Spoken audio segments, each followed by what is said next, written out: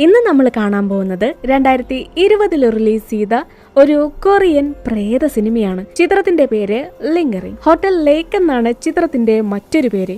അപ്പോ നമുക്ക് ഒട്ടും തന്നെ സമയം കളയാതെ ഈ ഒരു ഹൊറർ ചിത്രത്തിന്റെ മുഴുവൻ കഥ കണ്ടാലോ? അതിനു മുൻപ് നിങ്ങൾ എന്റെ ഈ ചാനൽ ആദ്യമായിട്ടാണ് കാണുന്നതെങ്കിൽ സബ്സ്ക്രൈബ് ചെയ്യാനായിട്ട് മറക്കരുത്. തൊട്ടടുത്തുള്ള ബെല്ലൈക്കണും കൂടി ഒന്ന് ക്ലിക്ക് ചെയ്യുക. ചിത്രത്തിന്റെ സ്റ്റാർട്ടിംഗ് സീനിലെ അർദ്ധരാത്രി ഒരു പെൺകുട്ടി രക്തത്തിൽ കുളിച്ച് ആരെയോ ഭയന്ന് റോഡിലൂടെ നടക്കുന്നതാണ് നമ്മളെ കാണിക്കുന്നത്. ആരോ അവളെ പിന്തുടരുന്നുണ്ട്. മരണഭയത്തിൽ അവള് അവിടെ ഉണ്ടായിരുന്ന ബസ് സ്റ്റോപ്പിലേക്ക് നോക്കി. അവിടെ ഒരു സ്ത്രീയുടെ കാലുകൾ കാണാം. അത് കണ്ട പാടെ തന്നെ ആ പെൺകുട്ടി അവിടെ നിന്നോടി തൊട്ടടുത്ത് പുല്ലുകൾക്കിടയിൽ മറഞ്ഞിരുന്നു. ഇപ്പൊ നോക്കുമ്പോ ആ ലേഡിയെ ബസ് സ്റ്റോപ്പിൽ കാണാനില്ല. അവള് മരണവെപ്രാളത്തില് അവിടെ നിന്ന് എങ്ങനെയൊക്കെയോ ഇഴഞ്ഞു നീങ്ങി പോകുന്ന സമയത്ത് എന്തോന്ന് ആ പെൺകുട്ടിയുടെ അടുത്തേക്ക് പാഞ്ഞു വരുന്നത് പോലെ പേടിച്ചു പോയി അവള് തന്റെ വാ പൊത്തിപ്പിടിച്ച് അനങ്ങാതിരുന്നു. എന്നാൽ പിന്നിൽ നിന്നൊരു കൈ വന്ന് ആ പെൺകുട്ടിയെ അവിടെ നിന്ന് വലിച്ചഴിച്ചോണ്ട് പോയി. അത് പ്രേതാണോ അതോ വല്ല മനുഷ്യന്മാരാണോ എന്ന് നമ്മളെ ഇപ്പൊ കാണിക്കുന്നില്ല. ഇവിടെയാണ് ഈ ചിത്രത്തിന്റെ ടൈറ്റിൽ എഴുതി കാണിക്കുന്നത്, ലിംഗറിംഗ്. അവിടെ സീൻ കട്ട് ചെയ്ത് അടുത്ത സീനിൽ നമ്മളെ കാണിക്കുന്നത് ചിത്രത്തിലെ കഥാനായിക യൂജിനെയാണ്. നായികയെ പറ്റി പറയുകയാണെങ്കിൽ യൂജിൻ ഒരു ഹൈസ്കൂൾ വരെയൊക്കെ അമ്മയോടൊപ്പമായിരുന്നു. അതിനുശേഷം അമ്മ രണ്ടാമതും കല്യാണം കഴിച്ചു. അത് ഇഷ്ടപ്പെടാത്തതുകൊണ്ട് തന്നെ അവള് മുത്തശ്ശിയോടൊപ്പമായിരുന്നു ഇത്രയും നാളും താമസിച്ചിരുന്നത്. ഇപ്പൊ യൂജിന് ഒരു അനിയത്തിയുണ്ട്. 5 വർഷങ്ങൾക്ക് മുൻപ് യൂജിന്റെ അമ്മ മരണപ്പെട്ടു. യൂജിന്റെ സഹോദരി ഇപ്പോ ഒരു ഓർഫണേജിലാണ്. അനിയത്തിക്ക് എന്തോ മാനസിക പ്രശ്നങ്ങൾ ഉണ്ടെന്നാണ് ആ ലേഡി പറയുന്നത്. എന്ത് ചോദിച്ചാലും കള്ളം മാത്രമേ പറയൂ. പിന്നെ എപ്പോഴും തനിയെ സംസാരിച്ചോണ്ടിരിക്കും. ആരോടും അധികം കൂട്ടുകൂടില്ല. ഇങ്ങനൊരു കുഞ്ഞിനെ ഓർഫണേജിൽ നിർത്താൻ പറ്റില്ല എന്ന് പറഞ്ഞാണ് ഇപ്പോ ഇവര് യൂജിനെ വിളിച്ചു വരുത്തിയത്. കുറച്ചു നാളുകൾക്ക് മുൻപാണ് ഇവര് ജിയയ്ക്ക് ഒരു സഹോദരിയുണ്ട്, ചേച്ചിയുണ്ടെന്ന് ഓർഫണേജിലെ ആളുകൾ കണ്ടെത്തിയത്. കുഞ്ഞിന്റെ അച്ഛൻ അവളെ ഉപേക്ഷിച്ചു പോയി. അമ്മ മരിച്ചു. ഇനി കുഞ്ഞിനെ നോക്കേണ്ടത് നിന്റെ കടമയാണ്. അവളെ വേഗം തന്നെ കൂട്ടിക്കൊണ്ടു പോവാനായിട്ട് ആ ലേഡി പറയും. അതിന് യൂജിൻ പറയുന്നത്, പെട്ടെന്നൊരു ദിവസം അനിയത്തിയെ നീ നോക്കണം എന്നൊക്കെ പറഞ്ഞാ ഞാൻ എന്ത് ചെയ്യും? തനിക്കാണെങ്കിൽ ജോലിയും ശമ്പളമൊന്നുമില്ല. ഒരു സ്റ്റുഡിയോ റൂമിലാണ് താമസിക്കുന്നത്. പിന്നെ ഞാൻ എങ്ങനെ കുഞ്ഞിനെ ഏറ്റെടുക്കും? എന്തൊക്കെ പറഞ്ഞു നോക്കിയിട്ടും ആ ലേഡി അതൊന്നും തന്നെ കേൾക്കാൻ തയ്യാറായില്ല. അതുകൊണ്ട് തന്നെ യൂജിൻ വേറെ വഴിയില്ലാതെ സഹോദരിയെ കൊണ്ട് തന്റെ അമ്മ താമസിച്ചിരുന്ന ഗ്രാമത്തിലേക്ക് പോവുകയാണ്. അവിടെ ഹോട്ടൽ ലേക്ക് എന്ന 5 സ്റ്റാർ ഹോട്ടലിലായിരുന്നു അമ്മ ജോലി ചെയ്തിരുന്നത്. ഹോട്ടലിന്റെ ഓണർ യൂജിന്റെ അമ്മയുടെ നല്ലൊരു സുഹൃത്താണ്. തൽക്കാലത്തേക്ക് കുഞ്ഞിനെ ആന്റിയെ ഏൽപ്പിച്ചിട്ട് എത്രയും പെട്ടെന്ന് തനിക്കൊരു ജോലി കണ്ടെത്തണം. യൂജിൻ അവസാനമായിട്ട് സഹോദരിയെ കാണുമ്പോ ജിയ ഒരു പൊടിക്കൊച്ചായിരുന്നു.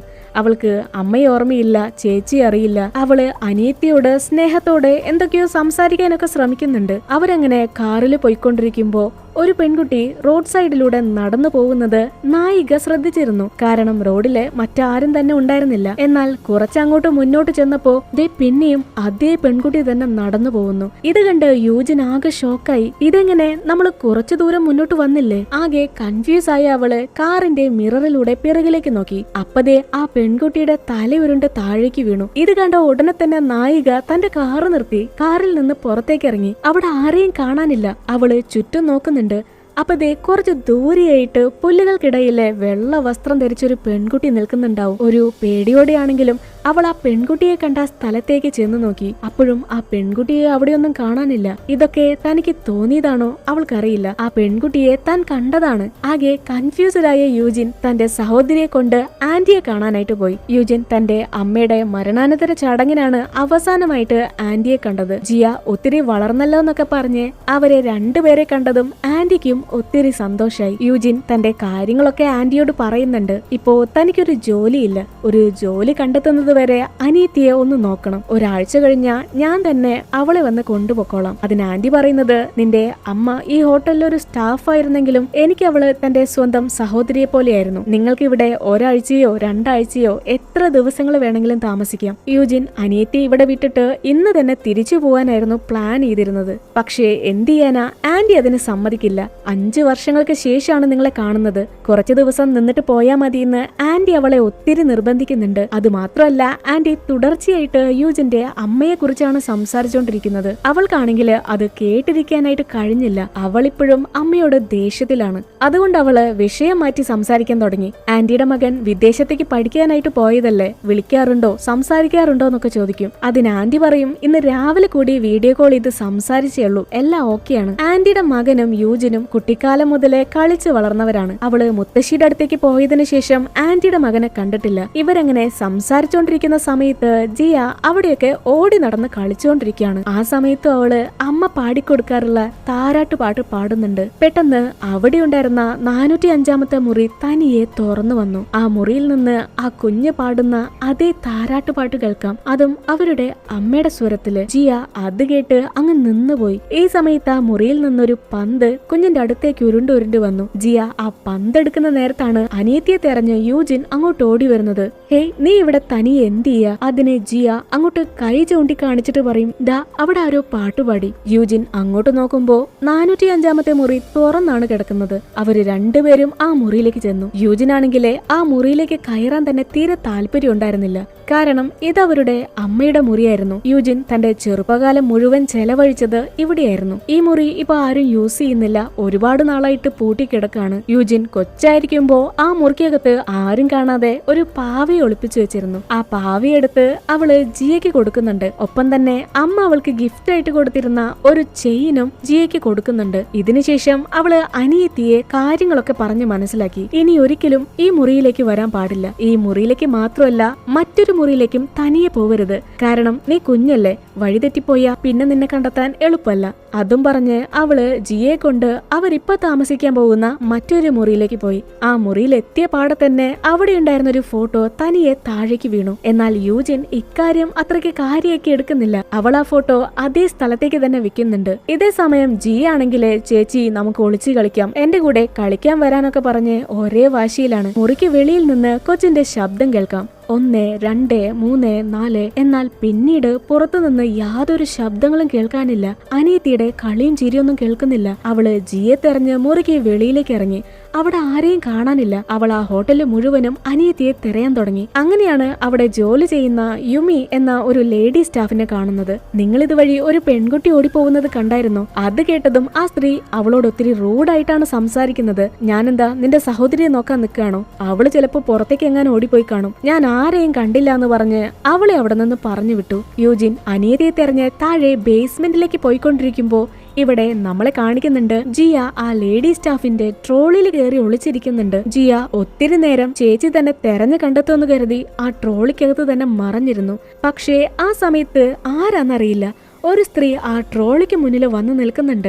ആ സ്ത്രീയെ കണ്ട് ആകെ പേടിച്ചു പോയ ജിയ പിറകിലേക്ക് തിരിഞ്ഞു നോക്കുമ്പോ ദേ ട്രോളിക്ക് പിന്നിലും ആ സ്ത്രീ വന്നു നിൽക്കുന്നു. പിന്നെ പറയണ്ടല്ലോ, എന്റെ അമ്മയെന്ന് പറഞ്ഞ് അവള് തന്റെ ജീവനും കൊണ്ട് അവിടെ നിന്ന് ഓടാൻ തുടങ്ങി. അങ്ങനെ നേരെ ചെന്നുപെട്ടത് ആന്റിയുടെ മുന്നിലേക്കാണ്. നിനക്ക് എന്താ പറ്റിയത്? എന്തിനാ നീ പേടിച്ചോടുന്നേ?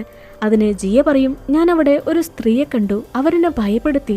ഇത് കേട്ടതും ആന്റിയുടെ മുഖഭാവം തന്നെ ആകെ മാറി. ഇത്രയും ചെറുപ്പത്തിലെ എങ്ങനൊരു നുണ പറഞ്ഞ നീ നരകത്തിലേക്ക് പോവെന്ന് പറഞ്ഞ് കുഞ്ഞിനെ പേടിപ്പിക്കുകയാണ്. അങ്ങനെ അവിടെ ഒരു സ്ത്രീയുമില്ല. ഇതൊക്കെ നിന്റെ തോന്നലാണെന്ന് പറഞ്ഞ് ആന്റി അവളെ സമാധാനിപ്പിക്കുന്നുണ്ട്. ഈ ഒരു സമയം തന്നെ അനിയത്തിയെ തെരഞ്ഞു വന്ന യൂജിൻ വെട്ടവും വെളിച്ചമില്ലാത്ത ബേസ്മെന്റ് മുറിയിലേക്ക് എത്തി. എവിടെയൊക്കെ തെരഞ്ഞിട്ടും ജിയെ കാണാതായപ്പോ അവള് നേരെ മുകളിലേക്ക് കയറി പോകുന്ന സമയത്ത് ദേ ഇരുട്ടത്ത് ഒരു സ്ത്രീ അവളെ നോക്കി ചിരിച്ചുകൊണ്ട് നിൽക്കുകയാണ്. പെട്ടെന്ന് തന്നെ ആ മുറിയിലെ ലൈറ്റ് ഓണാക്കി. അപ്പോ ആ സ്ത്രീ അവിടെ കാണാനില്ല. അത് കഴിഞ്ഞ് അവള് മുകളിലേക്ക് ചെല്ലുമ്പോ ജിയ ആന്റിയോടൊപ്പം ഇരുന്ന് ഫുഡ് കഴിച്ചോണ്ടിരിക്കുകയാണ്. ഫുഡ് കഴിച്ചതും ജിയ അപ്പ തന്നെ ഉറങ്ങാനായിട്ട് ഓടിപ്പോയി. പിന്നീട് യൂജിനും ആന്റിയും ഡിന്നർ കഴിക്കുന്ന സമയത്ത് ആ ലേഡി സ്റ്റാഫ് ഏതാണ്ടൊക്കെ പിറുപിറുത്ത് നന്നായിട്ടിരുന്ന് മദ്യപിക്കുന്നുണ്ട്. ആ സ്ത്രീ സംസാരിക്കുന്ന പല കാര്യങ്ങളും അത് യൂജിനെ തീരെ ഇഷ്ടപ്പെടുന്നില്ല. ആ ലേഡി സ്റ്റാഫ് അങ്ങനെ അന്നത്തെ ജോലിയൊക്കെ കഴിഞ്ഞ് തന്റെ മുറിയിലേക്ക് പോയി. ഇത് കണ്ട് യൂജിൻ ആകെ അപ്സെറ്റ് ആയിട്ട് ഇരിക്കുകയാണ്. ആ സ്ത്രീ മദ്യപിച്ചല്ലേ ഇവിടെ ജോലി ചെയ്യുന്നത്? ആന്റി എന്താ ആ സ്ത്രീയെ വഴക്ക് പറയാത്തത്? അപ്പോഴാണ് ആന്റി ആ സ്ത്രീയെ പറ്റിയുള്ള കാര്യങ്ങൾ യൂജിനോട് പറയുന്നത്. പുള്ളിക്കാരി വലിയ ബിസിനസ്സുകാരിയായിരുന്നു. പിന്നീട് ഒരു പണക്കാരനെ കല്യാണം കഴിച്ചു. തുടർന്ന് ആ സ്ത്രീയുടെ ബിസിനസ് ആകെ പൊട്ടിപ്പൊളിഞ്ഞു. എല്ലാം നഷ്ടപ്പെട്ടു. ഹസ്ബൻഡും ആ സ്ത്രീയെ ഉപേക്ഷിച്ചു പോയി. അതിനുശേഷമാണ് ആ സ്ത്രീ മദ്യപിക്കാനായിട്ട് തുടങ്ങിയത്. ഇക്കാര്യങ്ങളൊക്കെ അറിയാവുന്നതുകൊണ്ട് തന്നെയാണ് ആന്റി ആ സ്റ്റാഫിനെ പിരിച്ചുവിടാത്തത്. പിറ്റേന്ന് രാവിലെ യൂജിൻ ആന്റിയോടൊപ്പം ഇരുന്ന് ചായയൊക്കെ കുടിച്ച് കൊച്ചുവർത്താനൊക്കെ പറഞ്ഞുകൊണ്ടിരിക്കുകയാണ്. അപ്പോ ആന്റി ആണെങ്കിൽ പലതരത്തിലുള്ള പൂക്കളൊക്കെ ഏതാണ്ട് കെമിക്കലിലൊക്കെ മുക്കി ക്രാഫ്റ്റ് വർക്ക് ഒക്കെ ചെയ്തോണ്ടിരിക്കുകയാണ്. ആന്റിക്ക് ഈ പൂക്കളൊക്കെ വാടുന്നതോ കൊഴിഞ്ഞു പോകുന്നതൊന്നും ഇഷ്ടമല്ല എന്നാണ് യൂജിനോട് പറയുന്നത്. ഈ സമയത്താണ് ആന്റിയുടെ സുഹൃത്തായിട്ടുള്ള ഒരു പോലീസ് ഓഫീസർ ഹോട്ടലിലേക്ക് വരുന്നത്. അതെന്തിനാന്ന് വെച്ചാല് ആന്റി ഇൻസോമിനിയയ്ക്ക് വേണ്ടിയിട്ടുള്ള ട്രീറ്റ്മെന്റ് എടുക്കുന്നുണ്ട്. അതിനുവേണ്ടിയുള്ള മെഡിസിൻസ് ഒക്കെ എത്തിച്ചു കൊടുക്കുന്നത് ആന്റിയുടെ സുഹൃത്താണ്. ആ പോലീസ് ഓഫീസർ അവിടെ നിന്ന് പോകുന്നതിന് മുൻപ് ഒരു മിസ്സിംഗ് നോട്ടീസ് അവിടെ ടേബിളിൽ വെച്ചിട്ടാണ് പോകുന്നത്. നമ്മൾ ചിത്രത്തിന്റെ സ്റ്റാർട്ടിംഗ് സീനിലെ ഒരു പെൺകുട്ടിയെ എന്തോ ഒന്ന് വലിച്ചൊഴിച്ചോണ്ട് പോകുന്നത് കണ്ടിരുന്നില്ലേ? പോലീസ് ഇപ്പോഴും ആ പെൺകുട്ടിയെ കാണാനില്ല എന്ന് പറഞ്ഞ് തെരഞ്ഞോണ്ടിരിക്കുകയാണ്. കുറച്ചു സമയം കഴിഞ്ഞ് യൂജിൻ തന്റെ സഹോദരിയെ കൊണ്ട് തൊട്ടടുത്തുള്ള പാർക്കിലേക്ക് പോയി. അവിടെയുള്ള റൈഡിലൊക്കെ കയറി ജിയയ്ക്ക് ഒത്തിരി സന്തോഷായി. ആ സമയത്ത് കുട്ടികളുടെ അച്ഛനമ്മമാര് കുഞ്ഞുങ്ങളുടെ ഫോട്ടോസ് എടുക്കുന്നുണ്ട്. അപ്പോ ജിയ ചേച്ചിയെ നോക്കിയിട്ട് ഉറക്കെ വിളിച്ചു പറയും, ചേച്ചി എന്റെ ചിരിച്ചുകൊണ്ടുള്ള ഒരു ഫോട്ടോ എടുക്ക്. അവളാദ്യം ഒന്ന് മടിച്ചെങ്കിലും ജിയയ്ക്ക് ഇനി സങ്കടായാലോ എന്ന് കരുതി ശരി ഞാൻ എടുക്കാന്ന് പറഞ്ഞ യൂജിൻ അനീതിയുടെ ഫോട്ടോ എടുക്കുന്ന നേരത്ത് ഇത്രയും നേരം ചിരിച്ചു കളിച്ച് സംസാരിച്ചോണ്ടിരുന്ന ജിയ ആകെ സങ്കടത്തില് തന്റെ അടുത്ത ആരോ ഇരിക്കുന്നത് പോലെ തനിയെ ഇരുന്ന് സംസാരിക്കുകയാണ്. ഈ ഒരു കാര്യം കണ്ട് യൂജിൻ ആകെ കൺഫ്യൂസ് ആയി. ഇവളിത് ആരോട് ഇത്ര കാര്യമായിട്ട് സംസാരിക്കുന്നത്? തൊട്ടടുത്ത് മറ്റാരും തന്നെ ഇല്ല. അങ്ങനെ അവര് പാർക്കിൽ നിന്ന് തിരിച്ചു പോകുന്ന സമയത്ത് യൂജിൻ അനിയത്തിയോട് ചോദിക്കും, നീ എന്താ എന്നോട് ഫോട്ടോ എടുക്കാൻ പറഞ്ഞിട്ട് ആരോട് ഈ സംസാരിക്കുന്നത്? ഇത് കേട്ടതും ജിയ ചിരിച്ചുകൊണ്ട് പറയും, എന്റെ തൊട്ടടുത്ത് ഒരു സ്ത്രീ ഇരിക്കുന്നുണ്ടായിരുന്നു ചേച്ചി, ആ ആന്റിയെ കണ്ടില്ലേ? ഇതിനു മുൻപ് ഓർഫനേജിലെ ലേഡി പറഞ്ഞിരുന്നു ജിയ തനിച്ചിരുന്ന് സംസാരിക്കാറുണ്ട്, ചോദിച്ചാ എന്തെങ്കിലും കള്ളം പറയും. അതുകൊണ്ട് തന്നെ അവൾ ഈ കാര്യം അത്രയ്ക്ക് കാര്യമാക്കി എടുക്കുന്നില്ല. കുഞ്ഞ് കള്ളം പറയാണെന്നാണ് യൂജിൻ കരുതുന്നത്. അതൊക്കെ വിട്ടേക്ക്. നിനക്ക് ഈ പാർക്ക് ഇഷ്ടായോ? നമ്മുടെ ആന്റിയെ ഇഷ്ടായോ? ഞാൻ ജോലിയൊക്കെ കിട്ടി നിന്നെ കൊണ്ടുപോകാനായിട്ട് വരും. അതുവരെ നീ ആന്റിയോടൊപ്പം നിൽക്കണം. അപ്പൊ നീ കുറുമ്പൊന്നും കാണിക്കാതെ ആന്റി പറയുന്നതൊക്കെ അനുസരിക്കണം കേട്ടോ.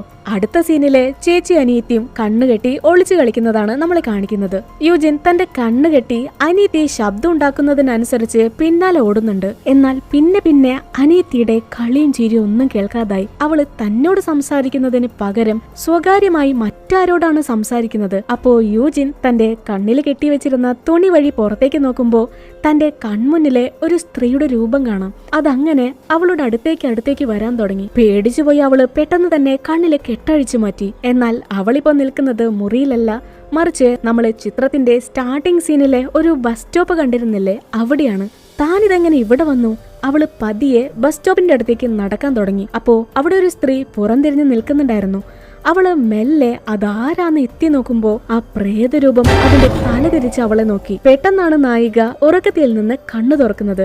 ഈ കണ്ടതെല്ലാം തന്നെ ഒരു സ്വപ്നമായിരുന്നു. അവള് അനിയത്തിയുമായിട്ട് ഒളിച്ചു കളിച്ച് ആ മുറിയിൽ തന്നെ ഇരുന്ന് എപ്പോഴും ഉറങ്ങിപ്പോയി. ഇപ്പോ അനിയത്തി ഇത് എവിടെ പോയിന്ന് യൂജിൻ അറിയില്ല. അവള് ജിയെ അവിടെ മുഴുവനും തിരയാൻ തുടങ്ങി. അപ്പോഴാണ് ആ ഹോട്ടലിലെ സ്റ്റാഫ് അവളിങ്ങനെ അനിയത്തി തെരഞ്ഞുകൊണ്ട് നടക്കുന്നത് കാണുന്നത്. നീ വീണ്ടും അനിയത്തി തെരഞ്ഞു വന്നതാണോ? നിന്റെ സ്ഥാനത്ത് ഞാനായിരുന്നെങ്കിൽ ഒരിക്കലും ആ കുഞ്ഞിനെ ഇങ്ങോട്ട് കൊണ്ടുവരത്തേയില്ലായിരുന്നു. ഇത്രയും വലിയൊരു ഹോട്ടല് മറ്റേ താമസക്കാരും തന്നെ ഇല്ല. പിന്നെ സ്റ്റാഫായിട്ട് ഞാനൊരാള് മാത്രമാണ് ഇവിടെ ജോലി ചെയ്യുന്നത്. ഇതൊക്കെ കണ്ടിട്ടും നിനക്ക് ഈ സ്ഥലം അതത്ര നല്ലതല്ല എന്ന് തോന്നുന്നില്ലേ? ഈ സ്ഥലം നമ്മളെ ഭ്രാന്ത് പിടിപ്പിക്കും. ഈ ഒരു കാര്യം പറഞ്ഞ സ്ത്രീ താൻ ആദ്യമായിട്ട് ഈ ഹോട്ടലിലേക്ക് ജോലിക്ക് വന്നപ്പോ ഉണ്ടായ കാര്യങ്ങളൊക്കെ അവളോട് പറയാൻ തുടങ്ങി. താൻ ആദ്യമായിട്ട് ജോലിക്ക് വന്ന ദിവസം ഓരോരോ മുറികളായിട്ട് ക്ലീൻ ചെയ്ത് ജോലികളൊക്കെ വളരെ ഭംഗിയായിട്ട് ചെയ്തു. എന്നാൽ കോറിഡോറിലൂടെ പോകുന്ന സമയത്ത് യൂണിഫോം ഒക്കെ ധരിച്ച് ഒരു സ്ത്രീ ലിഫ്റ്റിലേക്ക് കയറി പോകുന്നത് താൻ കണ്ടതാണ്. താൻ ആദ്യം കരുതി അത് മറ്റേതെങ്കിലും സ്റ്റാഫാണെന്ന്. എന്നാൽ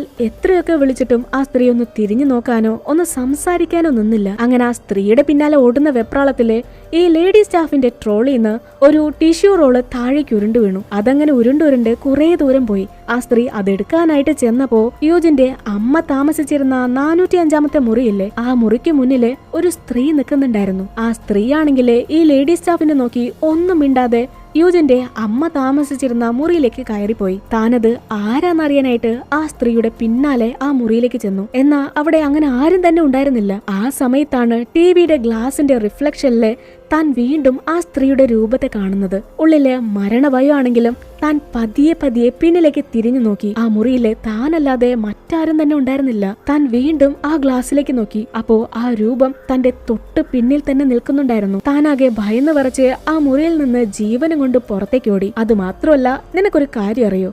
ഈ സംഭവം നടക്കുന്നതിന് കുറച്ച് മാസങ്ങൾക്ക് മുൻപ് അതേ മുറിയില് മറ്റൊരു സ്ത്രീ തൂങ്ങി മരിച്ചിരുന്നു. ഈ ഒരു കാര്യം പറഞ്ഞ സ്ത്രീ യൂജിനെ നോക്കി വല്ലാത്തൊരു ചിരിയാണ്. ഈ കാര്യങ്ങളൊക്കെ കേട്ട് നായികയ്ക്ക് വല്ലാതെ ദേഷ്യം വന്നു. എനിക്ക് നിങ്ങളുടെ കഥയൊന്നും കേൾക്കണ്ട. അപ്പോ ആ സ്ത്രീ ചിരിച്ചുകൊണ്ട് പറയും, ആ തൂങ്ങി മരിച്ച സ്ത്രീ നിന്റെ അമ്മയല്ലേ? ഈ ഒരു കാര്യം കേട്ടതും നായികയുടെ കൺട്രോൾ തന്നെ അങ്ങ് പോയി. ആ സ്ത്രീയെ കുറെ ചീത്തയും വിളിച്ച് അവള് അനിയത്തിയെ തെരഞ്ഞ് തന്റെ മുറിയിലേക്ക് തന്നെ പോയി. ഈ സമയത്ത് മുറിയിലെ കബോർഡിനകത്ത് നിന്ന് എന്തൊക്കെയോ ശബ്ദങ്ങൾ കേൾക്കുന്നുണ്ട്. മറുവശത്ത് ആ ലേഡി സ്റ്റാഫ് ആണെങ്കില് ഒരാളെ ദേഷ്യം പിടിപ്പിച്ച് കുറെ ചീത്ത കേട്ടപ്പോ ഹോ എന്തൊരു സന്തോഷം എന്ന് പറഞ്ഞ് താഴെ ബേസ്മെന്റിലേക്ക് പോകുന്നതാണ് നമ്മളെ കാണിക്കുന്നത്. മറുവശത്ത് യൂജിൻ ആണെങ്കിൽ ആ കബോർഡിനടുത്തേക്ക് ചെന്ന് നോക്കുമ്പോ ജിയയുടെ ക്രയോൺസും കളർ പെൻസിലും ഒക്കെ ചെതറി കിടക്കുന്നുണ്ട്. യൂജിൻ ആ കബോർഡ് തുറന്നു നോക്കി. അതിനകത്ത് ജിയ ഉണ്ടായിരുന്നില്ല. അതിനകത്ത് അനിയത്തി എന്തൊക്കെയോ വരച്ചു വെച്ചിരുന്നു. അത് വേറൊരു ചിത്രമായിരുന്നില്ല. കുറെ മനുഷ്യന്മാര് ഒന്നിച്ച് മരിച്ചു കിടക്കുന്നത് പോലെ, തലയില്ലാത്ത കുറെ ഡെഡ് ബോഡികള്. ഇതേ സമയം തന്നെ നമ്മളെ കാണിക്കുന്നുണ്ട് ജിയ താഴെ ബേസ്മെന്റിലേക്കുള്ള സ്റ്റെയറില് ചാടി കളിച്ചോണ്ടിരിക്കുകയാണ്. ഒപ്പം തന്നെ അവൾ ആരോടോ തനിയെ സംസാരിക്കുന്നുണ്ട്. മറുവശത്ത് ആ ലേഡി സ്റ്റാഫ് അടിച്ചത് കൂടിപ്പോയി എന്ന് പറഞ്ഞ് കിളി പാറി നിൽക്കുന്ന നേരത്ത് തറയിലെ ഒരുപാട് രക്തം ആ സ്ത്രീയുടെ അടുത്തേക്ക് ഒഴുകി വരാൻ തുടങ്ങി. ആ ബേസ്മെന്റ് നിറയെ ബ്ലഡ് തളം കെട്ടി കിടക്കുകയായിരുന്നു. ഇത് കണ്ട് ആ സ്ത്രീ ആകെ ഭയന്നുപോയി. എനിക്ക് അപ്പോഴേ അറിയായിരുന്നു ഇവിടെ എന്തോ കുഴപ്പമുണ്ടെന്ന്. ഞാൻ പറഞ്ഞില്ലേ ഈ സ്ഥലം ശരിയല്ലാന്ന്. ആ സ്ത്രീ പോലീസിനെ വിളിക്കാനായിട്ട് ബേസ്മെന്റിൽ നിന്ന് മുകളിലേക്ക് ഓടിയതും പെട്ടെന്ന് ആ ബേസ്മെന്റിന്റെ ഡോറ് പുറത്തുനിന്ന് തനിയെ ലോക്കായി. ഇവിടെ യൂജിൻ ആണെങ്കില് അനിയത്തി തെരഞ്ഞ് ഒടുവില് തന്റെ അമ്മയുടെ മുറിയിലെത്തി. ഇനി കളിപ്പാട്ടം എടുക്കാനായിട്ട് എങ്ങാനും വന്നിട്ടുണ്ടെങ്കിലോ. അവൾ ആ മുറിയിലേക്ക് ചെല്ലുമ്പോ ജിയക്ക് കൊടുത്തിരുന്ന പാവ അത് താഴെ കിടക്കുന്നുണ്ട്. ലൈറ്റൊക്കെ മിന്നി മിന്നി നിൽക്കുക. അവൾ ആ ലൈറ്റ് ഓഫ് ആക്കുന്ന നേരത്താണ് ആ ഒരു കാഴ്ച കാണുന്നത്. അവിടെ ജിയ പേടിച്ച് ഒളിച്ചിരിക്കുന്നുണ്ടായിരുന്നു. നീ ഇത്ര നേരം ഇവിടെ എന്ത് ചെയ്യായിരുന്നു? ഞാൻ എവിടെയൊക്കെ നിന്നെ നോക്കി. അതിനെ ജിയ പറയും, ഞാൻ ഇത്ര നേരം ഒരു സ്ത്രീയോടൊപ്പം കളിച്ചോണ്ടിരിക്കുകയായിരുന്നു. ഏത് സ്ത്രീ? നീ ആരുടെ കാര്യം പറയുന്നേ? നമ്മുടെ ആന്റിയാണോ? അതിന് ജിയ പറയും, അല്ല ആന്റി അല്ല, മറ്റൊരു ആന്റി. അവർ ഈ മുറിയിലാണ് താമസിക്കുന്നത്. ഇത് കേട്ടത് നായിക അനിയത്തിയെ പറഞ്ഞു മനസ്സിലാക്കാൻ ശ്രമിക്കുന്നുണ്ട്. ഇത് നോക്ക്, ഇവിടെ ഒരു ആന്റിയും ഇല്ല. ഇതൊക്കെ നിന്റെ തോന്നല് മാത്രമാണ്. ഇനി ഇങ്ങനെ തനിയെ പോവാനൊന്നും പാടില്ല. അതിന് ജിയ പറയും, ഇല്ലില്ല, ഇതൊന്നും എന്റെ തോന്നലല്ല. ആന്റി ഇപ്പോ ചേച്ചിയുടെ തൊട്ട് പിന്നില് ചിരിച്ചുകൊണ്ട് നിൽക്കുന്നുണ്ട്, നോക്കിക്കേ. ഇത് കേട്ട നായികയുടെ അവസ്ഥ. ഇവളെന്തോ പൊട്ടത്തരം വിളിച്ച് പറയാണെന്ന് പറഞ്ഞ് യൂജിൻ പതിയെ പിന്നിലേക്ക് തിരിഞ്ഞു നോക്കി. അവിടെ ഒരു ആന്റിയും ഇല്ല, ജ്യോതിയും ഇല്ല. അന്ന് രാത്രി അനിയത്തി ഉറക്കി കിടത്തി യൂജിൻ കുറച്ചുനേരം ആന്റിയോട് സംസാരിച്ചോണ്ടിരുന്നു. പതിവ് പോലെ തന്നെ ആന്റി അവളുടെ അമ്മയെ കുറിച്ച് തന്നെയാണ് സംസാരിക്കുന്നത്. അവൾക്കാണെങ്കിൽ അമ്മയുടെ പേര് കേൾക്കുന്നത് തന്നെ ഇഷ്ടമല്ല. ഇത് തിരിച്ചറിഞ്ഞ ആന്റി അവളോട് പറയും, നിനക്ക് അമ്മയെ കുറിച്ച് ഒന്നും അറിയില്ല. അതറിഞ്ഞിരുന്നെങ്കിലേ നീ അമ്മയെ ഇത്രയേറെ വെറുക്കില്ലായിരുന്നു. അപ്പോ യൂജിൻ പറയും, എനിക്ക് മാത്രമേ എന്റെ അമ്മയെ മനസ്സിലാക്കാൻ കഴിഞ്ഞിട്ടുള്ളൂ. അമ്മ തനിക്ക് തരേണ്ട സ്നേഹം, കെയർ ഇതിലൊന്നും തന്നെ ശ്രദ്ധിക്കാതെ ഒരു ഭ്രാന്തിയെ പോലെ തനിക്ക് വേണ്ട സ്നേഹത്തിന് വേണ്ടി അലഞ്ഞു തിരിയായിരുന്നു. അന്ന് ഒരമ്മയെ പോലെ എന്നെ സ്നേഹിച്ചത് ആന്റിയാണ്. എന്നാലും ഞാൻ അമ്മയെ വെറുത്തിരുന്നില്ല. അമ്മ മറ്റൊരു കല്യാണം കഴിച്ചു, അമ്മയ്ക്ക് ഇഷ്ടമുള്ള രീതിയിൽ ജീവിച്ചോട്ടെ എന്ന് കരുതി ഞാൻ മുത്തശ്ശിയുടെ അടുത്തേക്ക് പോയി. അല്ലാതെ അമ്മയെ വെറുത്തിട്ട് ഓടിപ്പോയതല്ല. അതായത് 5 വർഷങ്ങൾക്ക് മുൻപ് അന്ന് യൂജിന്റെ അമ്മ ആത്മഹത്യ ചെയ്ത അതേ ദിവസം അവള് അമ്മയെ കാണാനായിട്ട് ഇതേ ഹോട്ടലിലേക്ക് വന്നിരുന്നു. അങ്ങനെ ബസ് ഇറങ്ങി നടക്കുന്ന സമയത്താണ് ബസ് സ്റ്റോപ്പിന്റെ തൊട്ടടുത്തുള്ള പുല്ലുകൾക്കിടയില് അമ്മ ആകെ മനസ്സ് തകർന്നു നിൽക്കുന്നത് താൻ കണ്ടത്. എന്നത്തെയും പോലെ ഒന്നും മിണ്ടാതെ ഒരു ഭ്രാന്തിയെ പോലെ എന്തൊക്കെ ചോദിച്ചിട്ടും എത്രയൊക്കെ അമ്മയെ വിളിച്ചിട്ടും അമ്മ അവളോട് ഒന്നും തന്നെ മിണ്ടാതെ നിന്നു. വർഷങ്ങൾക്ക് ശേഷം സ്വന്തം മകളെ കണ്ട അമ്മ ഇങ്ങനെയാണോ പെരുമാറുന്നത്? ആകെപ്പാടെ ദേഷ്യം വന്ന യൂജിൻ അമ്മയോട് പിണങ്ങി നേരെ ബസ് കയറി അവിടെ നിന്ന് പോയി. അവള് ബസ്സിലേക്ക് കയറിയതിന് ശേഷമാണ് അമ്മ ഒന്ന് നോർമലായത്. മോളെ നിക്ക്, അമ്മയ്ക്ക് നിന്നോട് സംസാരിക്കണമെന്ന് പറഞ്ഞ് അമ്മ ആ ബസിന്റെ പിന്നാലെ ഒത്തിരി ദൂരം ഓടി വന്നിരുന്നു. അവളാണെങ്കിൽ ബസ്സിൽ നിന്ന് ഇറങ്ങാനോ അമ്മയോട് സംസാരിക്കാനോ തയ്യാറായില്ല. അന്നാണ് അവൾ അമ്മയെ അവസാനമായിട്ട് കണ്ടത്. ഈ കാര്യങ്ങളൊക്കെ കേട്ട ആന്റി യൂജിനെ സമാധാനിപ്പിക്കുന്നുണ്ട്. ഇതൊന്നും നിന്റെ തെറ്റല്ല, സംഭവിച്ചതൊക്കെ ആരുടെയും തെറ്റുകൊണ്ടല്ല. ഇനി നിനക്ക് ആരുമില്ല എന്ന് പറഞ്ഞ് സങ്കടപ്പെടരുത്. നിനക്ക് താല്പര്യം ഉണ്ടെങ്കിൽ ഈ ഹോട്ടൽ ഏറ്റെടുത്ത് നടത്താം. നിനക്ക് എത്ര കാലം വേണമെങ്കിലും ഇവിടെ താമസിക്കാം. എന്നാൽ യൂജിനാണെങ്കിൽ അതിന് തയ്യാറായില്ല. ഞാനൊന്ന് ആലോചിച്ചിട്ട് പറയാന്ന് പറഞ്ഞ് നേരെ തന്റെ മുറിയിലേക്ക് പോയി. ജിയ നല്ല ഉറക്കത്തിലായിരുന്നു. അവള് ശബ്ദം ഉണ്ടാക്കാതെ തന്റെ പെട്ടിയും ബാഗൊക്കെ എടുത്ത് ആന്റിയോട് പോലും യാത്ര പറയാതെ അന്ന് രാത്രി തന്നെ അവിടെ നിന്ന് സ്ഥലം വിട്ടു. യൂജിൻ അങ്ങനെ കുറച്ചു ദൂരം ചെന്നതും ഈ രാത്രി സമയത്ത് ഫോണിലേക്ക് ആന്റിയുടെ ഫോൺ കോൾ വരുന്നുണ്ട്. സംഭവം എന്താന്ന് വെച്ചാല് മുറിയിൽ ഉറങ്ങിക്കിടന്നിരുന്ന അനിയത്തിയെ കാണാനില്ല. പിന്നെ യൂജിനെ തിരിച്ച് ഹോട്ടലിലേക്ക് പോവല്ലാതെ വേറെ വഴിയില്ല. പിറ്റേന്ന് രാവിലെ തന്നെ പോലീസ് എത്തി എല്ലാവരോടും കുഞ്ഞിനെ പറ്റി പറ്റി തിരക്കുന്നുണ്ട്. ഇപ്പോഴാണ് യൂജിനെ ഒരു കാര്യം ഓർമ്മ വന്നത്. താൻ അവളെ തൊട്ടടുത്തുള്ള പാർക്കിലേക്ക് കളിക്കാനായിട്ട് കൊണ്ടുപോയിരുന്നില്ലേ? ഇനി പാർക്കിലേക്ക് എങ്ങാനും പോയി കാണോ? അവള് നേരെ അലറി അടിച്ചോണ്ട് പാർക്കിലേക്ക് ഓടിയെത്തി. അവൾ ആ പാർക്ക് മുഴുവനും തെരഞ്ഞു നോക്കിയെങ്കിലും അനിയത്തിയെ കണ്ടെത്താൻ കഴിഞ്ഞില്ല. അപ്പോഴാണ് അവൾ ആ ഞെട്ടിക്കുന്നൊരു കാഴ്ച കാണുന്നത്. കുറച്ച് ദൂരെയായി ഏതോ ഒരു സ്ത്രീ ജിയുടെ കൈ പിടിച്ച് അവളെ കൊണ്ടുപോകുന്നു. അത് അവരുടെ അമ്മയുടെ പ്രേതാത്മാവാണ്. ആകെ കൺഫ്യൂസ് ആയ യൂജിൻ അവരുടെ പിന്നാലോടുന്ന സമയത്ത് അതുവഴി നടന്നുപോയിരുന്ന ഒരു പയ്യനെ ചെന്നിടിക്കും. ആ പയ്യന്റെ ഒരു കണ്ണിന് കാഴ്ചയില്ലാട്ടോ. ഇപ്പോ യൂജിനാണെങ്കിൽ ചുറ്റുപാട് അനിയത്തിയെ നോക്കുന്നുണ്ട്. അവരെ രണ്ടുപേരെയും അവിടെ കാണാനില്ല. അപ്പോഴേക്കും അവളെ തെരഞ്ഞ് ആന്റി അങ്ങോട്ട് വന്നിരുന്നു. അവള് അനിയത്തിയെ കാണാതെ ആകെ തകർന്നു നിൽക്കുകയാണെന്ന് ആന്റിക്ക് അറിയാം. യൂജിനെ എന്തൊക്കെയോ പറഞ്ഞ് സമാധാനിപ്പിച്ച് ആന്റി അവളെയും കൊണ്ട് നേരെ ഹോട്ടലിലേക്ക് പോയി. യൂജിൻ നന്നായിട്ടൊന്ന് ഉറങ്ങാനായിട്ട് ആന്റി അവൾക്ക് സെഡേഷൻ ഒക്കെ കൊടുക്കുന്നുണ്ട്. കുറച്ചു കഴിഞ്ഞ് യൂജിൻ മയക്കത്തിൽ നിന്ന് എണീറ്റ് വെള്ളം കുടിക്കുന്ന നേരത്ത് മുറിക്ക് വെളിയിലായിട്ട് ആ ലേഡി സ്റ്റാഫ് ഇല്ലേ, ഒരു പ്രേതത്തെ പോലെ ചിരിച്ചുകൊണ്ട് നിൽക്കുന്നുണ്ടാവും. എന്തൊക്കെയോ പിച്ചയും പേയൊക്കെ പറയുന്നുണ്ട്. ഇവൾക്ക് അതൊന്നും തന്നെ മനസ്സിലാവുന്നില്ല. ഒരിക്കൽ വലിയൊരു വരൾച്ചയുണ്ടായി. തടാകം വറ്റിപ്പോയി. മൃഗങ്ങളൊക്കെ വെള്ളം കിട്ടാതെ ചാവാൻ തുടങ്ങി. അങ്ങനെ വന്നപ്പോ മൃഗങ്ങൾ പരസ്പരം ആക്രമിച്ച് രക്തം കുടിക്കാൻ തുടങ്ങി. പിന്നീട് വരൾച്ച മാറിയെങ്കിലും തുടർന്ന് മൃഗങ്ങളെ തന്നെ വേട്ടയാടാൻ തുടങ്ങി. ഇങ്ങനെ പരസ്പര ബന്ധമില്ലാത്തൊരു കഥയാണ് ആ സ്ത്രീ അവളോട് പറയുന്നത്. ഈ കഥ പറഞ്ഞോണ്ട് ആ സ്ത്രീ തന്റെ മുറിയിലേക്ക് തന്നെ നടന്നുപോയി. ഇവളാണെങ്കിൽ ഇതെന്താന്ന് മനസ്സിലാവാതെ ആ സ്ത്രീയുടെ പിന്നാലെ ആ മുറിയിലേക്ക് ചെന്നു. ഇപ്പൊ ആ മുറിയില് ആരെയും കാണാനില്ല. യൂജിൻ ഒന്നും മനസ്സിലാവാതെ കിളി പാറി നിൽക്കുന്ന നേരത്താണ്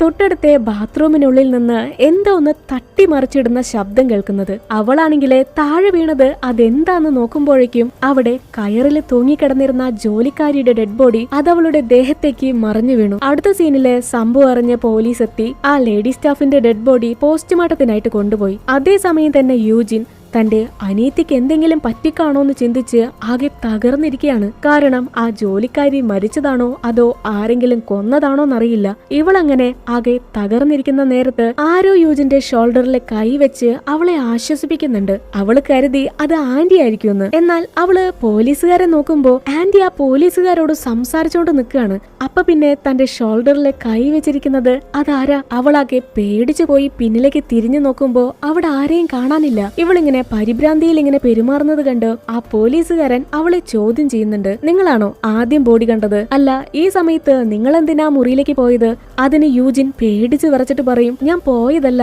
ആ സ്ത്രീ എന്നെ വിളിച്ചോണ്ട് പോയതാണ്. ഇത് കേട്ട ആ പോലീസുകാരന് വല്ലാതെ ദേഷ്യം വന്നു. ഈ മരിച്ച സ്ത്രീ നിന്നെ വന്ന് വിളിച്ചു, ആ ഡെഡ് ബോഡി കാണിച്ചു തന്നു. ആ പോലീസുകാരൻ ഇങ്ങനെ ഒത്തിരി ചൂടാവുന്നത് കണ്ടപ്പോ ആന്റി അയാളെ അവിടെ നിന്ന് കൂട്ടിക്കൊണ്ടുപോയി. നാളെ അവളെ ചോദ്യം ചെയ്യാം. അവളാകെ തകർന്നിരിക്കുകയാണ്.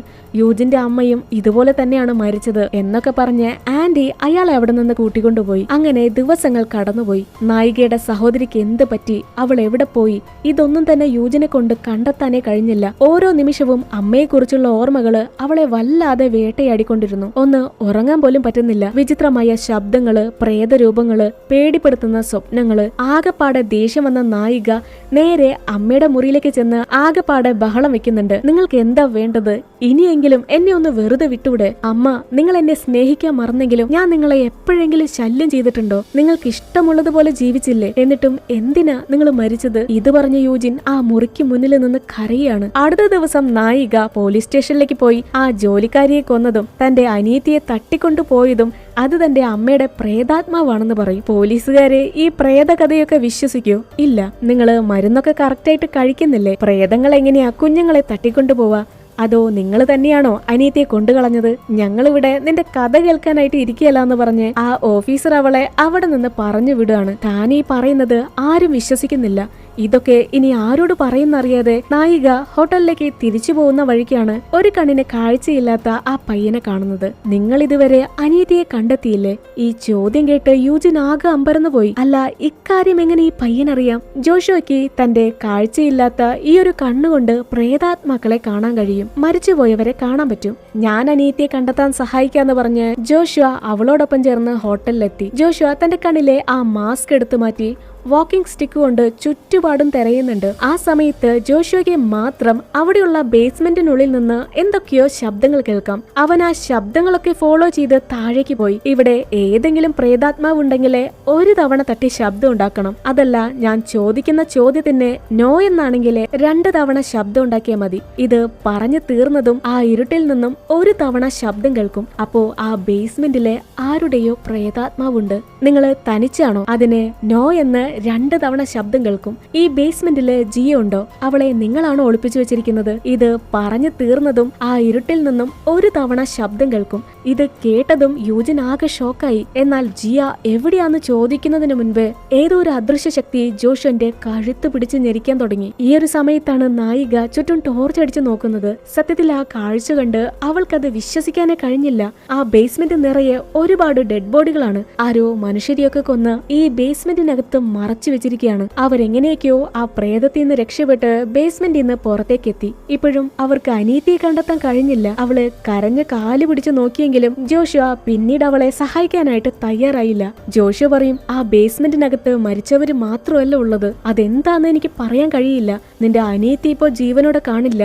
എന്നെ വിട്ടേക്കെന്ന് പറഞ്ഞ് ജോഷുവ അവിടെ നിന്ന് ഓടിപ്പോയി. ഇനി എന്ത് ചെയ്യും? അമ്മയുടെ പ്രേതം തന്റെ അനിയത്തിയെ കൊണ്ടുപോയി എന്ന് പറഞ്ഞ ആരെങ്കിലും വിശ്വസിക്കോ? ഇതൊക്കെ ചിന്തിച്ച് യൂജിന്റെ തലയൊക്കെ ആകെ പെരുക്കാൻ തുടങ്ങി. ഈ സമയത്താണ് അവൾക്കൊരു കാര്യം ഓർമ്മ വന്നത്. അവൾ ഈ ഹോട്ടലിലേക്ക് വരുമ്പോ ആ ബസ് സ്റ്റോപ്പിനടുത്ത് വെള്ള വസ്ത്രം ധരിച്ചൊരു പെൺകുട്ടിയെ കണ്ടിരുന്നു. അവള് നേരെ ആ ബസ് സ്റ്റോപ്പിനടുത്തേക്ക് ചെന്ന് അവിടെയൊക്കെ പരിശോധിച്ചു നോക്കി. അങ്ങനെയാണ് കാണാനില്ല എന്ന് പറഞ്ഞ ആ പെൺകുട്ടിയുടെ ഒരു നോട്ടീസ് താഴെ കിടന്ന് കിട്ടുന്നത്. അതിലെ ആ പെൺകുട്ടിയുടെ അഡ്രസ്സും കാര്യങ്ങളൊക്കെ ഉണ്ടായിരുന്നു. നായിക നേരെ ആ പെൺകുട്ടിയെ തെരഞ്ഞ് ആ വീട്ടിലേക്ക് ചെന്നു. ആ പെൺകുട്ടിയുടെ മുത്തശ്ശനോട് കാര്യങ്ങളൊക്കെ തിരക്കി. അവളെ കാണാതായിട്ട് 5 വർഷങ്ങളായി. ആ പെൺകുട്ടി വെക്കേഷൻ ആഘോഷിക്കാനായിട്ട് മുത്തശ്ശന്റെ വീട്ടിലേക്ക് വന്നതാണ്. ഇതുവരെ അവൾക്ക് എന്ത് പറ്റി, എങ്ങോട്ട് പോയെന്നോ ആർക്കും തന്നെ അറിയില്ല. മുത്തശ്ശൻ അങ്ങനെ തന്റെ കൊച്ചുമകളെ കുറിച്ച് സംസാരിച്ച് അവൾക്ക് കിട്ടിയ ഗിഫ്റ്റുകളൊക്കെ യൂജിന് കാണിച്ചു കൊടുക്കുന്നുണ്ട്. ഈ സമ്മാനങ്ങളൊക്കെ ഒരു സ്ത്രീ അവൾക്ക് കൊടുത്തതാണ്. ഇത് കേട്ടതോടെ നായിക ആകെ കൺഫ്യൂസായി. ആ സ്ത്രീ ആരാണെന്ന് മുത്തശ്ശൻ അറിയോ? നായിക തന്റെ കയ്യിലെ ഒരു ഫോട്ടോ എടുത്ത് മുത്തശ്ശന് കാണിച്ചു കൊടുത്തു.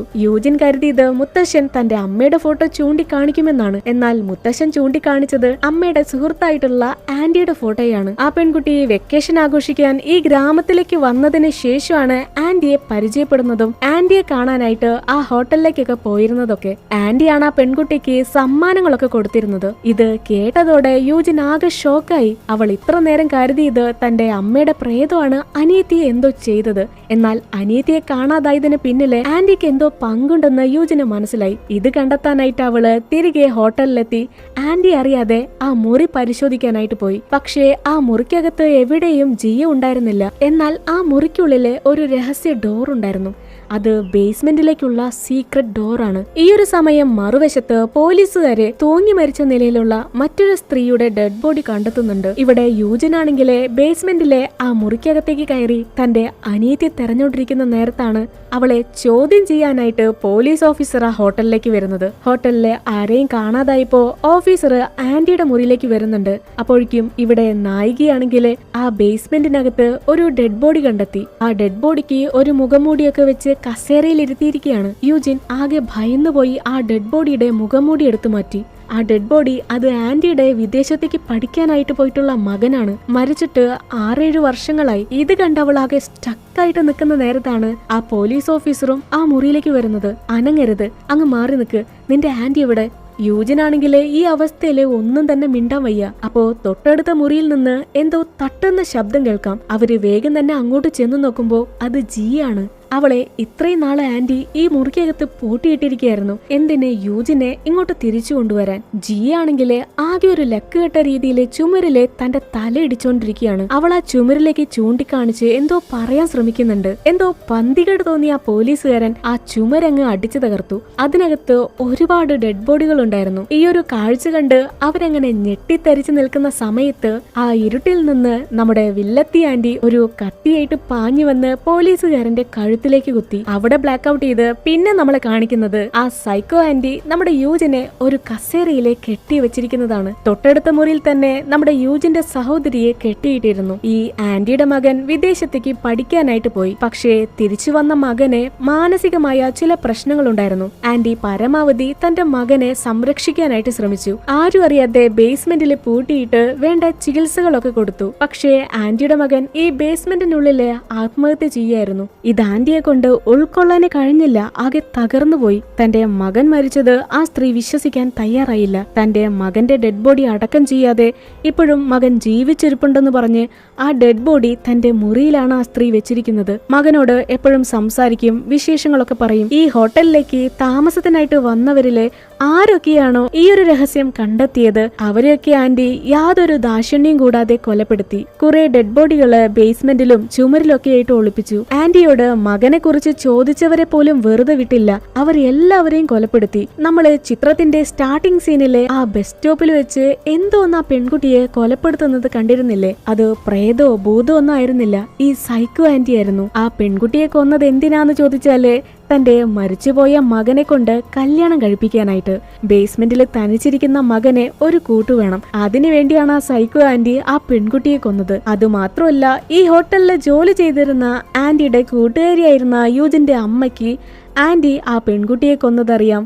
ആന്റിയുടെ മകനെ കുറിച്ച് അറിയാം. ഇതൊക്കെ കണ്ട് അമ്മ ആ സമയത്ത് മാനസികമായി ആകെ തകർന്നുപോയി. ഇതിനൊന്നും കൂട്ടുനിൽക്കാൻ അമ്മ തയ്യാറായിരുന്നില്ല. അതുകൊണ്ടാണ് അന്ന് നായിക അമ്മയെ കാണാൻ വന്നപ്പോ അമ്മ ഒന്നും തന്നെ മിണ്ടാതെ കല്ല് പോലെ നിന്നിരുന്നത്. അതേ സ്ഥലത്തായിരുന്നു ആന്റി ആ പെൺകുട്ടിയെ കൊന്നത്. ആന്റി ഇങ്ങനെ തന്റെ രഹസ്യങ്ങളൊക്കെ കണ്ടെത്തുന്നവരെയും അല്ലാത്തവരെയും ഓരോരുത്തരെയായിട്ട് കൊന്നുകൊണ്ടേയിരുന്നു.